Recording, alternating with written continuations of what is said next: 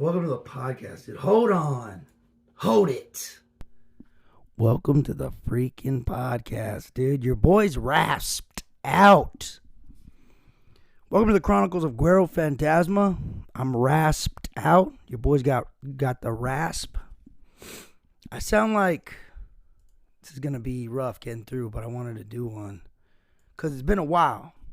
I sound like, what's his name? Narcos. What is his name, dude? Mi nombre es Jorge Miguel. What is his name, dude? Come on, dude. Why are we starting like this? Are we going to start like this already? Dude, welcome to the Chronicles of Guero Fantazma, dude. Narcos. Everybody's saying it right now. They're watching this, and they're like, dude, what is his name? Dude, how long does this take me? You know what I mean? Narcos, what's the guy's name? Dude, come on, dude. What are we doing here? Why, dude? Pablo Emilio Escobar Gaviria. Mi nombre es Pablo Emilio Escobar Gaviria. That's what I sound like. Wow, that took long enough. Welcome to the podcast. I just got back from the gym. Yoked out of my mind, trying to utilize this cardio action. Test levels are high, dude. Way too high for my own good. I'm trying to utilize them. So, we're here, dude, drinking coffee at 9 p.m., 8 p.m. I'm over here living like the time never changed. Because they still got stuff to do. You see what I'm saying?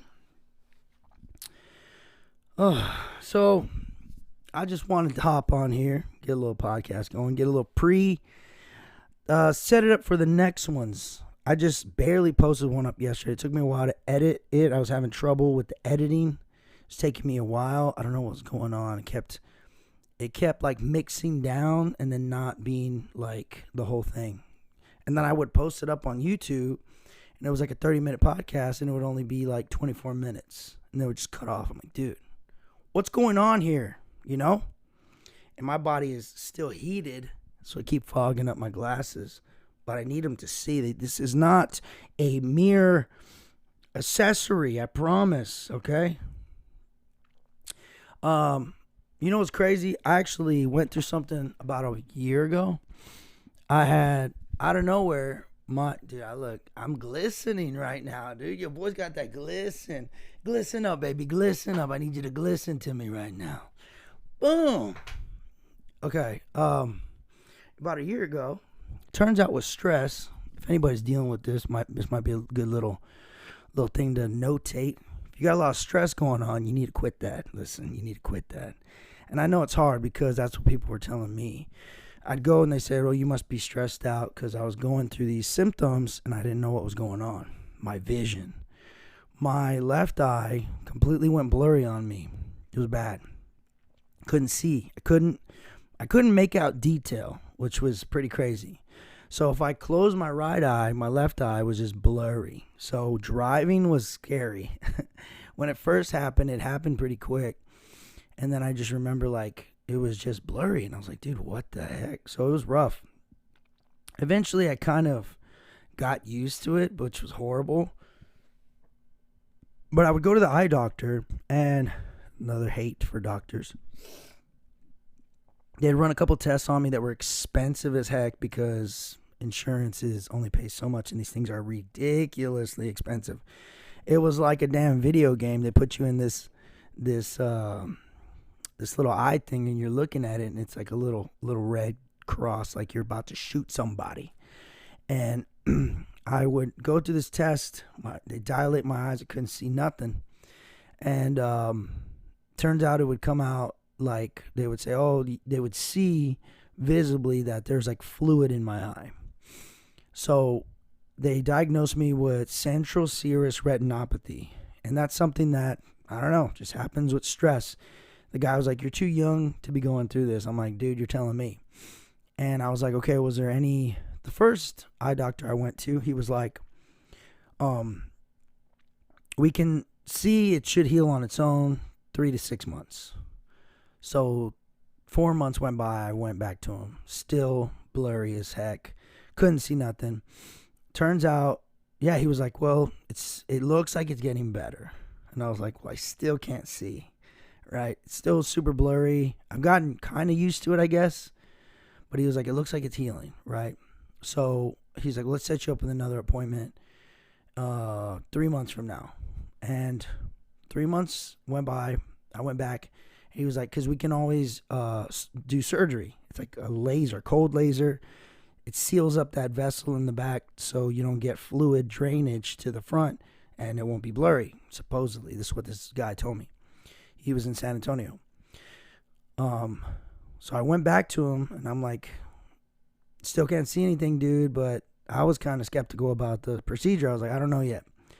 And I was moving. So I was like, okay, I'm moving anyways. So he was like, okay, we could set you up with some doctors down there in the valley. So I went to the doctor in the valley, and he was like, we're not going to do the surgery on you. There's nothing to do for you. He was like, it looks fine. And I was super pissed.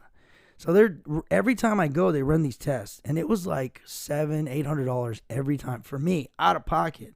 Yeah, I got horrible insurance, but come on, dude. $700-800 for them to just be like, oh, just go home and no, don't be stressed. Really? There's not, like, you're not, that's it. Really? What the heck? So it's crazy. So eventually, whatever, I was super pissed. And then they just keep scheduling more appointments to go back and see them. It's like, if I go back and you're telling me there's nothing that you can do for me, and then you want me to go back? You think I'm going to go back to you? You've already told me there's nothing you could do for me. Are you an idiot? I'm not. So that probably means I'm not coming back. So he set up another appointment. And I was just like, dude, I'm not going back. After a year, basically a year, probably like 13 months, I think a little over a year, I just slowly noticed it just came back. And I think, circumstances did change for me. I moved. Had some stuff going on, kind of cleared up, and I'm chilling. So I think a lot of different things kind of came into play, but it slowly just kind of got better for me, and like the vision just cleared up, and now it's kind of normal again. And they said it could like go away, come back, whatever, but I'm just happy it's back. I just kind of eventually realize like, okay, it's back, and I'm just don't touch it, right? You fix something and you're like, just don't touch it. I don't want it to fall apart again. So feeling good. The vision's better again. But that's crazy. Central serous retinopathy is what it was. I posted it on TikTok, and a couple random people that I didn't know were like, oh man, kind of talking about it. It's very, very uncommon. But I've had a lot of stuff happen to me like in the past that have been extremely uncommon. Gout was one. That is like another, it's like an arthritis type thing. It's funny. I told this girl that I was like, yeah, I got gout. She's like, ew.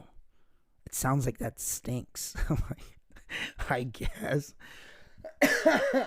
Chick was nuts. It's funny. But gout, in fact, does not stink. At least not the gout that I have. I don't know. There's other gouts out there that stink. But mine, yeah, just normal gout. You know what I mean? My feet would like swell up, and you hurt. And that I kind of got over that just by lifting weights. There's a fly in here, and it's driving me crazy. That I got through by not, like, I was working out. I've been pretty consistent with working out since I was young. I wasn't able to work out for a little bit because I got a new job. So when I moved to San Antonio, I was going out of town a lot, and I wasn't working out. And I realized that, like, my diet was pretty horrible. I was eating a lot of meat, which nothing wrong with meat, but brisket, just different things. I was eating a lot of sweets, a lot of carbs, a lot of sugar. This fly is I'm going to kill this guy. And look at this guy. He's pissing me off, dude. Buddy, I'm trying to run a podcast. So if you want to get in on it, come, we can talk. But if not, get the heck out of here. Anyways, so the gout, yeah, it was bad. And it would get triggered. And I was literally hiking in the mountains. I told this story on one of the other podcasts, but something I kind of just got through it. You know, a lot of health, like some of the worst health issues, problems that I've had, I've been able to just kind of get through by being like, okay, let me kind of diet, let me work out. And I think that's really proved to me that, you know, you're more in control of your health than you think. And I think that a lot of doctors and stuff, health experts, right? They kind of they want to keep you feeling like you need them because you're the one that's going to pay them. You're the one that keeps them employed, keep them with a job, paying them. So once you realize really how much you're in control of changing different things up that can, you know, not only support but also improve your health, it's so important. And I think that a lot of us don't give ourselves enough credit because maybe we've never tried different things. And, you know, it's really proof that we should not be so scared to try something new. So, like, you know, eating healthy, this guy, I don't know if you see him, but he's taunting me. So really trying different things like health-wise, you know, there's a lot of different diets out there too, but really sticking to like a whole food diet, meat, you know, which the vegans are going to hate that, but meat is like one of the most, complete sources of protein and amino acids and everything that we really need, our bodies need. Liver and organ meats are really good too. I haven't really tapped too much into that. I've had some liver. Liver's pretty good. Very salty, the one that I had, but I probably was cooked extremely unhealthy. So I want to look into maybe cooking myself some liver, or at least maybe getting some of like the liver pills, stuff like that. You know, maybe become the second, you know, the born again liver king, liver prince. What's up? I'm the liver prince. That dude was on so much stuff. Was he enhanced or not? I thought he was natty this whole time. Look at my glasses fogging up.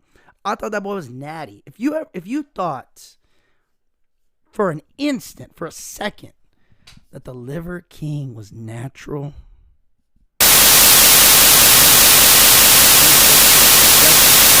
check yourself into a home, dude, because you're gonna die because you're not very smart. That guy was on so much for him to continue to, you know, play the part of being natural. It's hilarious. I love the conversation of natty or not. I always joke around about that. I was natural. Whoa, dude. Are you admitting something, dude? I'm natural. Ding, ding, wink, wink. Yeah, but I love the conversation. I think it's hilarious. I rode the natty train for quite some time. I'll say that.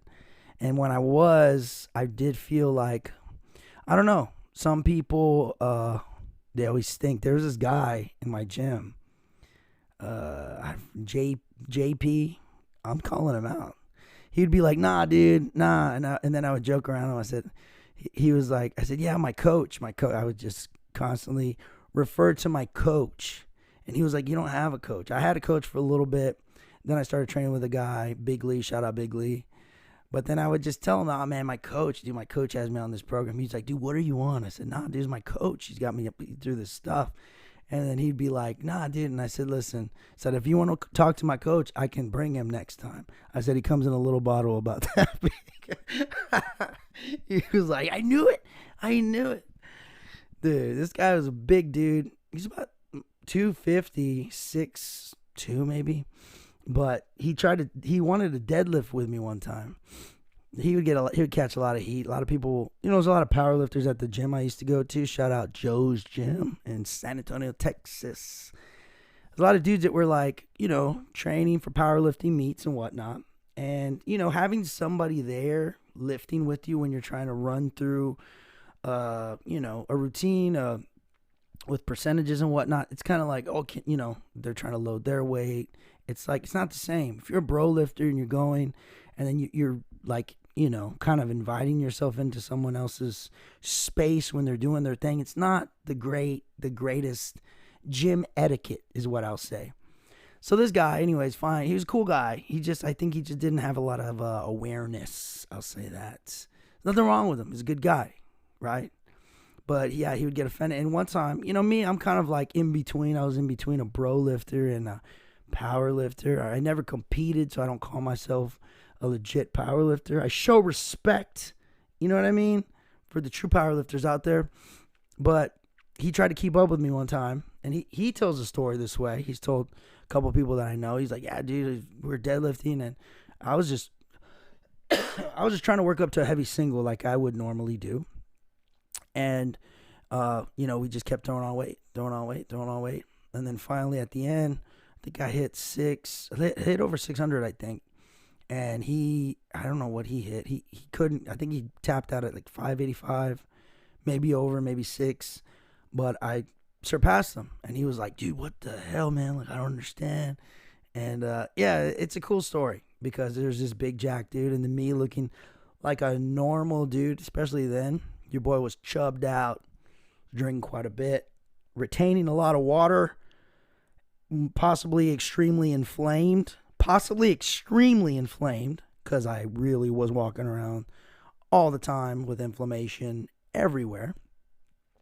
So here's this guy, dude, just bloated, retaining water, and he's deadlifting more than you. What? And this guy's jacked. This guy's yoked. But he got really sick, I think, through COVID, or I don't know. Maybe it wasn't through COVID. It was through something else. I don't know.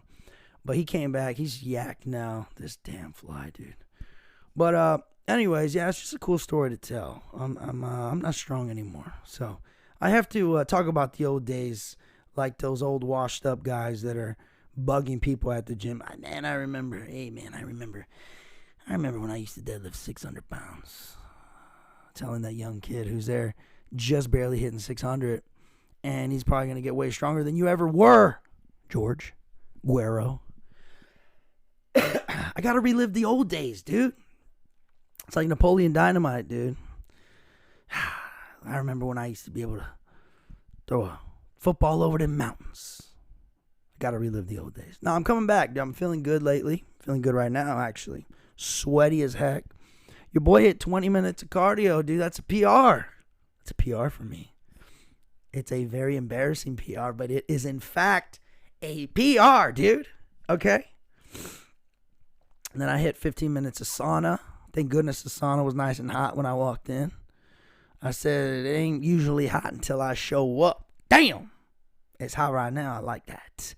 Yo, boy likes that. There was nobody in there. For some reason, somebody sneaks in there and freaking opens up a canister of Vicks, which, not gonna lie, it helped me breathe a little bit, but I was like, what the? It happens all the time. There's like some guy who sneaks in there, like, I think it's lavender, and then he opens up Vicks. You need to find out who this Vicks is, Mr. Vicks. Excuse me, are you Mr. Vicks? He's a Crown Vic. But it was a good workout. I hit some arms because, you can never do too much arms. Damn, dude. Also trimmed up the arm hair, dude. That's it's not very manly of me, right? But your boy gets hairy, dog. I'm usually pretty hairy, so I like to see the veins. I like to see, the shreds. So I gotta trim it up. Your boy needs to stay clean. Gotta stay clean, dog. Every so often I do trim it up. Like I said, it's not a very manly thing to do, but I don't care. We all kind of grow up to be who we are. We do what we like to do. And I think that that's important to find out what you like. Because if you're living your life trying to please people, not doing things because you're afraid of what people might think, that could be a problem. You're going to live your life never knowing who you are and who you could have been because you never were who you are. Deep down. So it's good. It's good to figure out who you are. Do what you want to do. You know what I mean? Like, run a podcast by yourself even if no one listens. Who cares, dude? I love it. I got some motivation from some... Can this guy talk? I got some motivation No, I can't talk. I got some motivation from some friends recently, today actually. One of my buddies was like, dude, keep doing it. It's going to pay off. You just need one person in your corner, dude. You just need one person in your corner who believes in you. And sometimes they're not telling you that they believe in you, but they do. And that's kind of cool. Because if you're a good person and you're authentic and you're nice to people and you support people, there's so many trainers, there's so many people out there trying to make it in this fitness, whatever, you know, and they're posting stuff. And what does it take to like their thing? What does it take to share their post? I grew up in the hood. No, listen. When I was at Joe's gym, it was awesome. There was a lot of camaraderie there. And I think everybody kind of grew apart. And that's fine.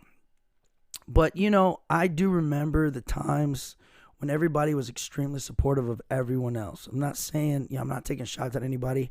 But I do think that, if you continually support everyone and you're not envious and you're not looking at anyone like, that's stupid, man. I'm doing that. Like, I think Joe Rogan has said that there's plenty of room for people in the space. He has comedians on, and he's a comedian, and those comedians might be seen as competition. But if you are authentic, there's going to be plenty of space for you and whoever. And then you're exposed to their audience. They're exposed to your audience. Everybody grows together, and nobody's left in the dust. And I think that's a beautiful, amazing thing. In whatever genre thing that you're doing, comedy, podcasting, fitness, whatever, clothing. I started that a long time ago. I did the podcast, Redefine Genetics podcast, back in 2017. And, I've said why I kind of changed it to being solo now, but I enjoy it. I enjoy freaking talking into a mic to no one staring at my computer as, it just records. I think it's cool opening my brain. And I do feel like I'm the sharpest after I work out. Like, my thoughts, you know what I mean? But I think it's cool. And I think that we all need to be a little better at that. And I think that just everybody support people, man. Show love. Support people. Anyways, it's going to end this episode of the Chronicles of Guero Fantazma. I just wanted to spread some love, say what I had to say. Thank you guys for tuning in. Next episodes, I'm going to have Mr. Big Lee, my old coach, ex-training partner, and maybe John Santos, another training partner, another friend. So we'll see how it goes. But thank you again for listening. Until next time, I love you guys. Thank you for tuning in. Bye.